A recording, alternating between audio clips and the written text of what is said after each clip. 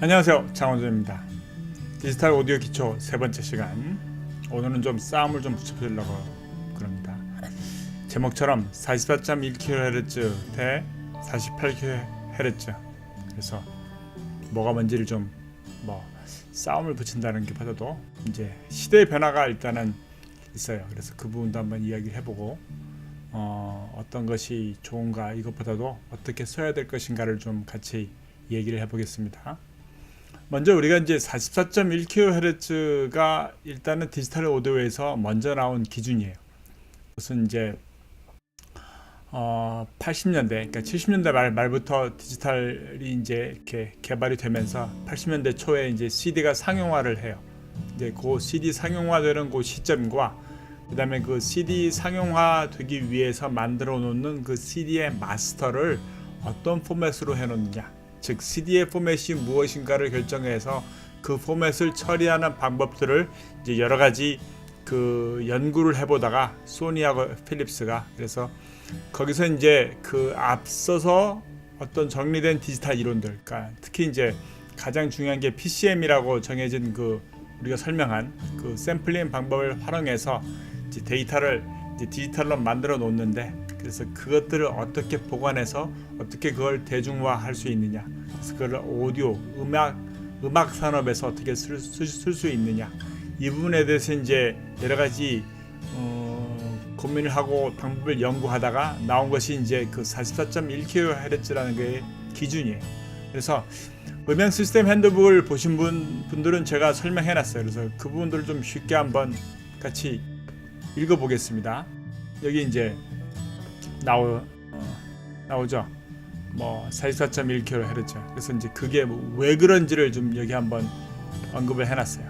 너무 크구나. 이렇게.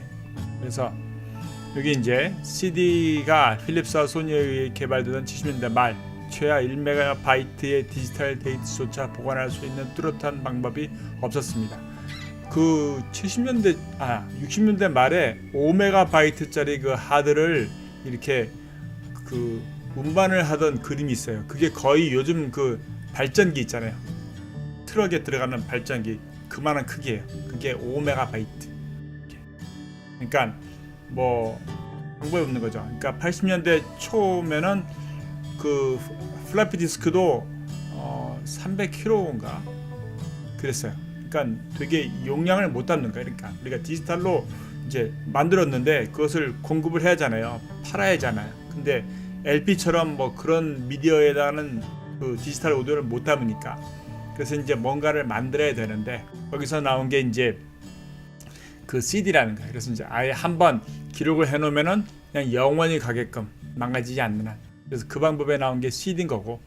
그래서 이제 거기에 나온 이야기들이에요. 이게. 그래서 746.9MB 이건 이제 그 음악이라는 거. 그래서 이제 우리가 CD의 크기에 맞게끔 그 74분의 분량을 어떻게 만들어내냐 그 얘기인 거. 그래서 이제 하여간에 나온 것이 요 PCM 1630이라는 기기였어요.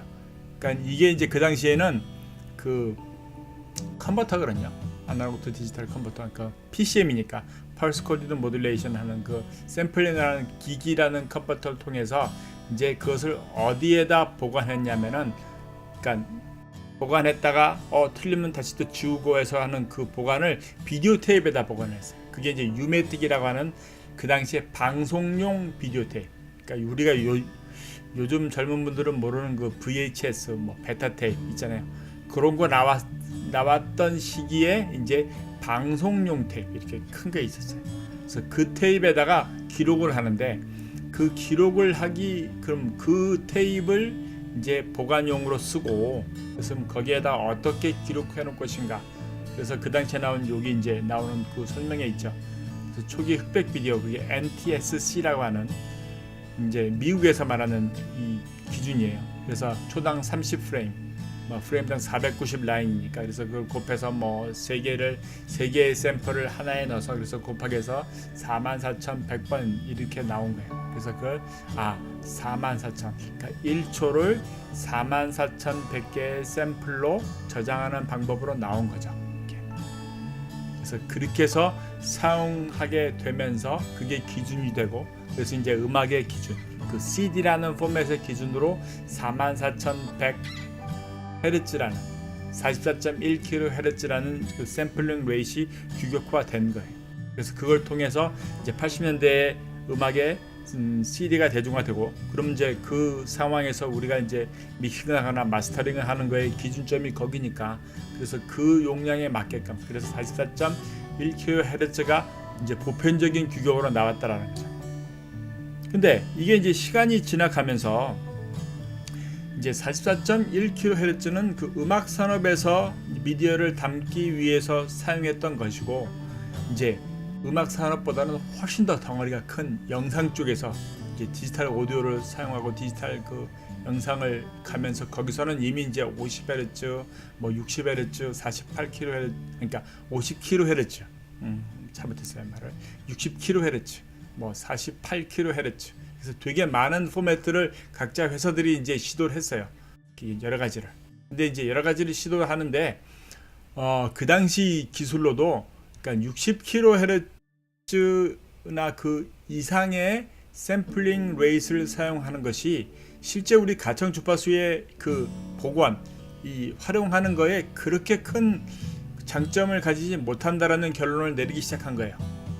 그러니까 지금 우리가 말하는 그 고음질 그 정도의 데이터 이 활용을 못하니까 그 이유도 물론 클 것이고, 어쨌건 그래서 60kHz라면은 그게 이제 20kHz대의 가청수 대역을 3배까지 분할을 해버리니까, 3배 이상으로 분할하니까 그럴 필요는 없을 것 같다. 낭비가 너무 많다. 그래서 이제 나름대로 여러 가지를 해보다가 50kHz도 정하다가 48kHz에서 이제 많은 회사들이 이제 이 정도면 충분하다.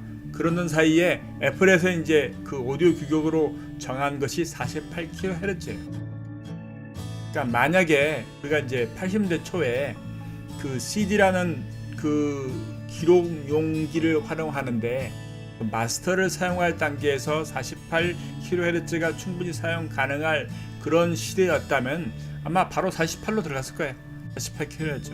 근데 이제 안 그랬으니까. 그래서 이제 어쨌건 그게 30년 전인 거고, 그렇게 이제 쭉 오다가 90년대부터 48kHz 장비들도 나오면서 이제 프로 오디오에서도 44.1이냐 48이냐를 정할 수 있었어요. 물론 그 당시는 이제 16비트에서 진행되다가 이것도 이제 시간이 지나가면서 24비트 오디오가 이제 표준화되니까.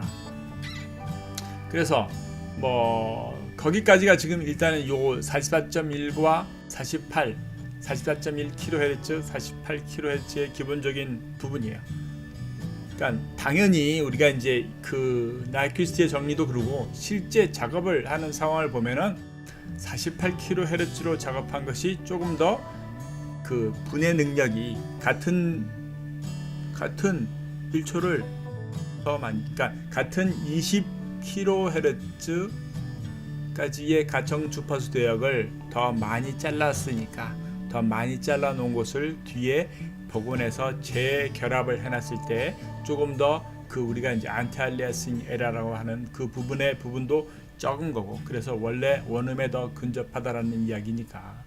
그래서 사실상 뭐 두 가지를 서로 이야기할 수 있어요. 더군다나 지금처럼 이제는 CD 자체도 어디서 구하기 어렵잖아요. 아니, CD를 구할 수 있다고 해도 그걸 재생하기가 어려운 것 같아요. 차에도 CD 플레이어 없는 차들이 이제 이미 뭐 많아졌고, CD를 따로 보관해서 들고 다니는 사람도 거의 없고, 그러니까 이제 거의 하이파이 매니아들이나 CD를 CDP에다 놓고 틀지, 다른 사람들은 다 전화기에서 듣고 막 그러니까 MP3도 48 뭐 여러 가지 48kHz를 거의 다 활용하고 기본 그 소스로. 그러니까 이제 지금 이것을 뭐 굳이 승자가 누구냐라고 제가 타이틀은 해놨지만 이렇게 뭐 고민할 거는 아닌 것 같아요. 그리고 사실상 이제 믹싱을 하는 믹싱 엔지니어로서는 44.1kHz나 48kHz나 거기에요.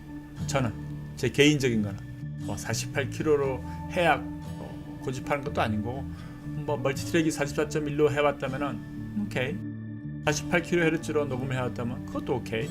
96kHz로 해왔다는 거. 그러면